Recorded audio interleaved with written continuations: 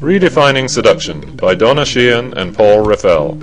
There are two problems in the world, men and women. Here are some solutions. Isn't it so that women have actually been initiating? Our point is that women need to initiate more and to guide them in more, but we hear over and over, well, women are always doing the choosing.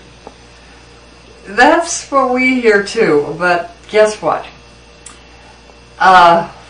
If you've listened to Paul's energy dissertation on alphas and betas, alphas only comprise 5% of the population. And alphas, yes, do initiate. You didn't initiate in most of your life. I have initiated. I seduced him 15 years ago.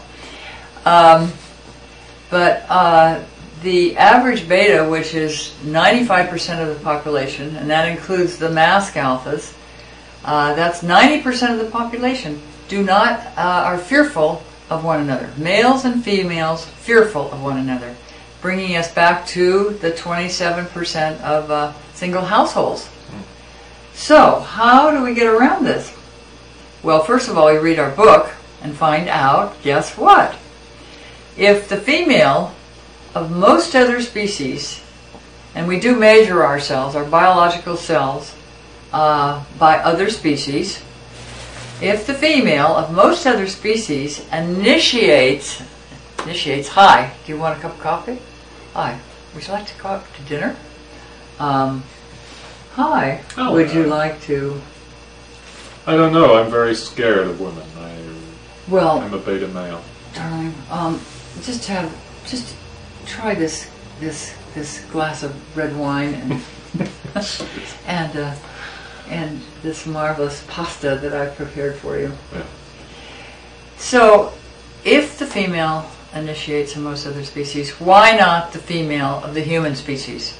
Therefore, we are hereby declaring, which of course happened 200 years ago when Charles Darwin wrote Sexual Selection, that indeed we should be initiating. The females, not waiting by the phone. We call it the call. All my life I've waited for the call. Sitting there in my wonderful apartment. Waiting for Mr. Perfect to telephone and say the right thing, because of course every man knows exactly the right thing to say to sweep every woman off their feet, and are perfectly made to become the perfect husband and the perfect father and the perfect partner. Our point is that the power of the feminine is in the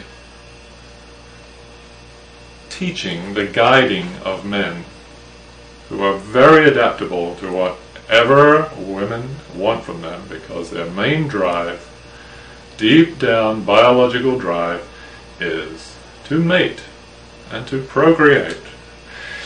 And whatever it takes to be able to do that, men will do. Males of all species have changed their colors, changed their stripes, changed their behavior because of what the females want. And that's what sexual selection is about, and it's one of the greatest forces in evolution. And that's how all species got this way.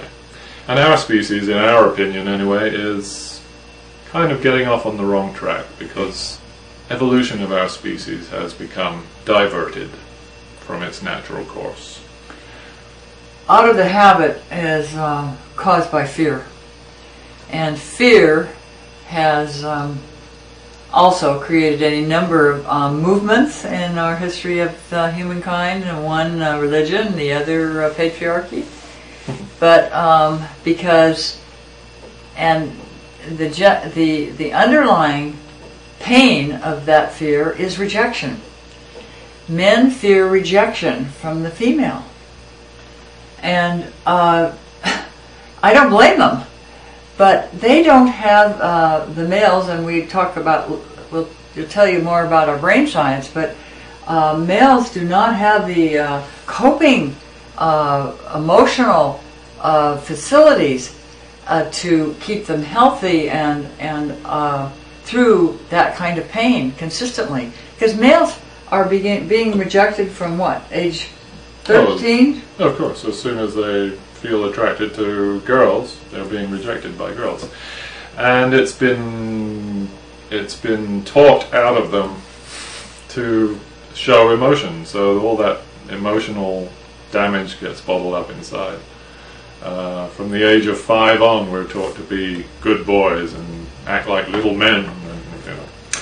So that's when we're assuming our own masks that guard us from the things like rejection, the pain that comes with life, you know, normal life. Right. And part of that pain is rejection by girls, by women.